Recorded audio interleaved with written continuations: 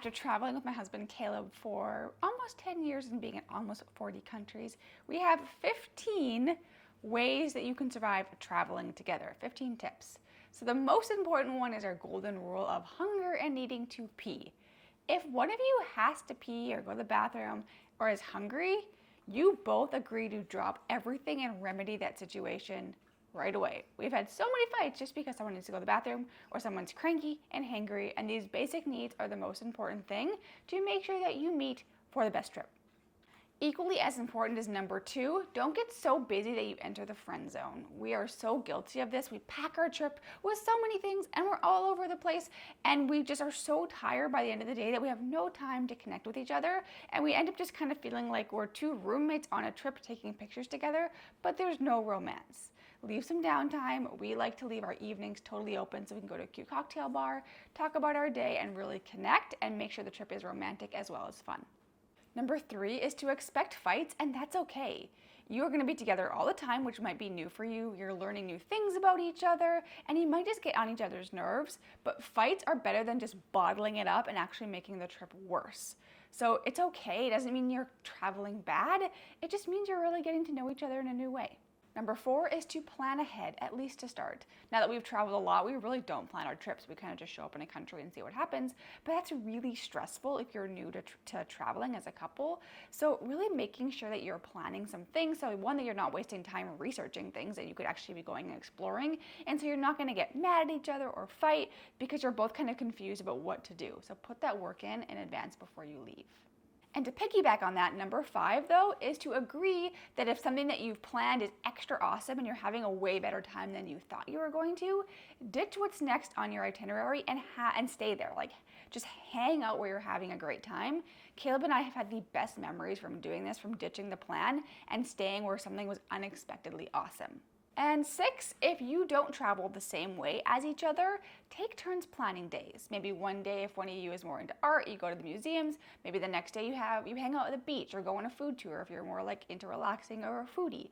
Make sure that you're really honoring each other's likes and dislikes so that you can both have a really great time. Number 7, talk about expectations beforehand. What do you each envision the trip to look like? Is it going to be full days? Are you going to have more downtime? Are you going to eat lots of food? Or are you going to have 2 meals a day, 3 meals a day? Like, just make sure that you're on the same page about what you think this trip is going to look like, because you each might have totally different ideas in your head, and that is going to cause fights and going to make the trip kind of miserable. Number 8, know each other's triggers. What makes each of you grumpy or miserable? Is it when you need to eat? Is it when you're jet lagged? Is it when if you drank too much? Like, just know in advance what is going to make each other miserable so that if you get into the situation, you know to handle each other with a little bit more care that day so things don't get a little out of hand. Number 9 is super simple and super basic, but just have some patience with each other. It goes a long way to having an enjoyable vacation. Number 10, they say that couples fight the most about finances, and it's the same on vacation.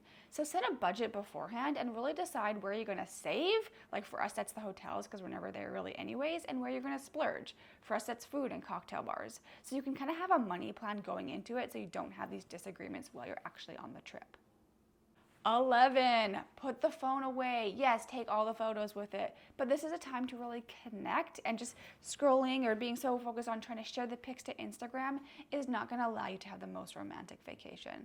So be in the moment. You can't redo this trip. Enjoy the actual trip and don't go on the trip through your phone.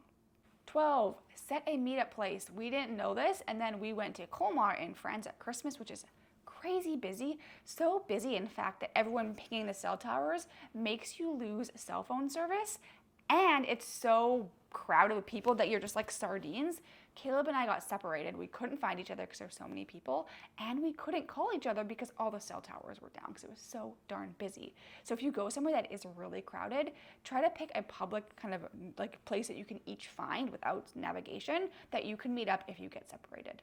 13, if you guys like to eat the same kind of foods, share food. We always share plates, even if it's like just a regular dinner, not something like a tapas. I get one plate, he gets the other, we eat half of it, and then we just swap plates because you get to try more things without spending more money. 14, check in with each other. A simple just, hey, how you doing? Or, hey, I'm having a great time, but I'd really like to make sure that we save time for X. It goes a long way when you're on your trip to making sure that you're both having a good time. And the last one, number 15, remember that unless someone is injured or bleeding, there's no emergency. Nothing's an emergency. Just have freaking fun. You're traveling together. You're learning about each other. You're falling more in love. Enjoy it. Just have so much fun with it.